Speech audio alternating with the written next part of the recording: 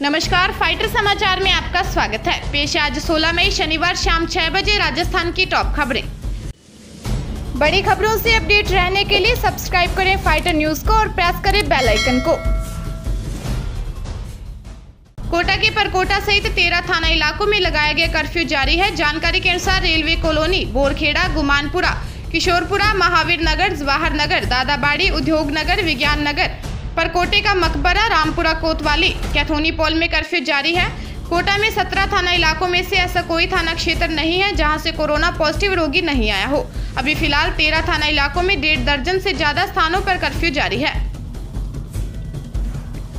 राज्य सरकार ने कुछ श्रेणी की दुकानों को खोलने की छूट दी, जिनमें मिठाई की दुकानें भी शामिल हैं, जहां से होम डिलीवरी या टेक अवे की व्यवस्था के साथ दुकानें को खोलने के निर्देश थे। लेकिन नागौर जिले के ग्रामीण इलाकों में मिठाई की दुकानें खोलने को लेकर गफलत बनी रही और दुकानदारों ने मिठाई की दुकानें खोल ली, लेकिन बाद में पुलिस ने इन दुकानों को बंद करवा दिया। हालांकि अधिकारियों का कहना है कि कहीं कम्युनिकेशन गैप या गफलत के चलते ऐसा हुआ होगा। अलवर शहर के शिवाजी पार्क थाना क्षेत्र के समीप रहने वाले अपने नाना के घर मिलने आई 12 साल की बालिका घर से लापता हो गई। उसको रिश्तेदारों और परिजनों के द्वारा ढूंढने की कोशिश की गई, लेकिन उसके नहीं मिलने के बाद परिजनों ने शिवाजी पार्क थाने पहुंचकर गुमशुदा होने की रिपोर्ट दर्ज करवाई है।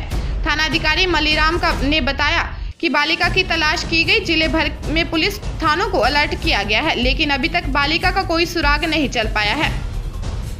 जयपुर आगरा राष्ट्रीय राजमार्ग पर बढ़ते प्रवासी मजदूरों के पलायन को देखते हुए देर रात्रि को संभागीय आयुक्त केसी वर्मा ने राजमार्ग का दौरा किया। राजमार्ग स्थित राजा धोक टोल प्लाजा और कानोता स्थित राजकीय विद्यालय में ठहरे मजदूरों के लिए उपलब्ध व्यवस्थाओं को देखा। साथ ही यहाँ मजदूरों के ठहरने, खाने पीने सहित अन्य व्यवस्थाओं को देखकर स्थानीय उपखंड अधिकारी रामकुमार शर्मा को जरूरी दिशा निर्देश दिए। बाड़मेर के रावली नाड़ी थाना क्षेत्र में कलयुगी बेटे ने अपने ही पिता के सिर पर कुल्हाड़ी से वार कर हत्या कर दी। इकलौता बेटा है और घर में किसी घरेलू बात को लेकर बाप और बेटे के बीच अनबन हो गई थी। मां ने बेटे दानाराम व चचेरे भाई धर्माराम के खिलाफ उसके पति वालाराम जाट की हत्या की साजिश रचकर हत्या करने का आरोप लगाया है। घटना के बाद पुलिस मौके पर पहुंची, लेकिन आरोपी फरार हो गया। पुलिस ने मामला दर्ज कर आरोपी की तलाश शुरू कर दी है। घटना के बाद आरोपी की तलाश शुरू की गई, लेकिन देर रात तक आरोपी बेटे का सुराग नहीं लगा। देश की प्राचीन कला एवं संस्कृति को बढ़ावा देने के लिए सीबीएसई से संबद्ध स्कूलों में कला व संस्कृति आधारित प्रोजेक्ट आरंभ होगा। सत्र 2020-21 में 1ली से 10वीं कक्षा तक यह प्रोजेक्ट चलेगा। इसके लिए अलग अलग राज्यों में के समूह बनाए गए हैं। अकादमिक निदेशक जॉस इमैनुअल ने बताया कि इसका मकसद विद्यार्थियों को प्राचीन भारतीय कला, संस्कृति, विविधता, एकता को समझाना है। राष्ट्रीय शिक्षा नीति 2019 के ड्राफ्ट में भी इसे शामिल किया गया है।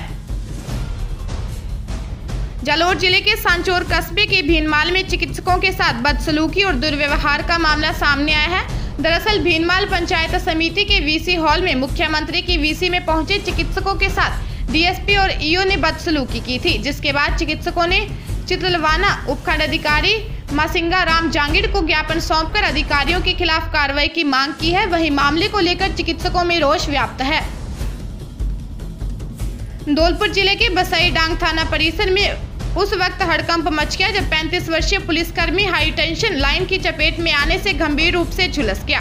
उसके साथ ही पुलिसकर्मियों ने करंट की चपेट में आए पुलिसकर्मी को कड़ी मशक्कत के बाद मुक्त करवाया, जिसके बाद पुलिसकर्मी को नाजुक अवस्था में जिला अस्पताल में भर्ती करवाया गया। हादसे की खबर सुनकर जिला पुलिस के आला अधिकारी अस्पताल पहुंचे। चिकित्सकों ने प्राथमिक उपचार देकर पीड़ित को जयपुर हायर सेंटर के लिए रेफर कर दिया। कोटा के अनंतपुरा पुलिस ने आटे के कट्टों में भरी गाड़ी में सिगरेट की सप्लाई कर रहे 2 युवकों को गिरफ्तार किया है। बदमाशों ने इतनी चालाकी की थी कि वाहन के आगे इमरजेंसी सर्विस का स्टिकर चस्पा किया था। यह सिगरेट कोटा से बनी थी और नागौर भेजी जा रही थी। करीब प्रिंट मूल्य 9 से 10 लाख रुपए है।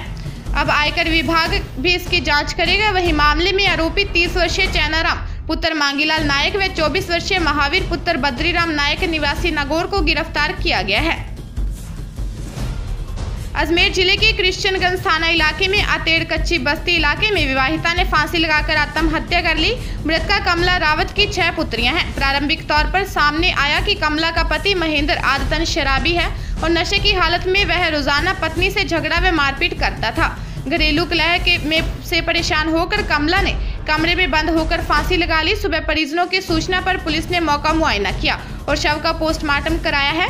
मृतका की मां की रिपोर्ट पर पुलिस ने महेंद्र रावत के खिलाफ मुकदमा दर्ज कर जांच शुरू की है। ताजा तरीन खबरों के लिए फाइटर न्यूज को सब्सक्राइब करें और बेल आइकन को प्रेस करें ताकि नई न्यूज अपडेट होते ही आपके फोन की घंटी बज जाए। Once again